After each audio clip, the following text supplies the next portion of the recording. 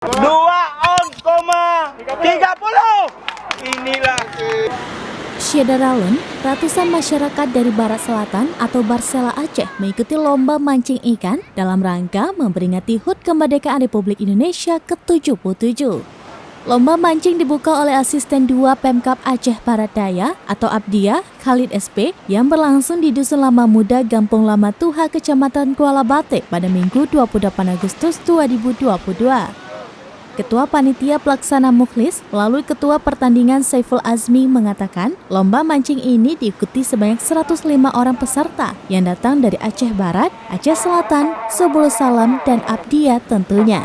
Selain dalam rangka memeriahkan Hari Kemerdekaan Republik Indonesia, acara tersebut juga bertujuan untuk mempromosikan objek wisata di kabupaten berjuluk Bumobre Sigupai ini.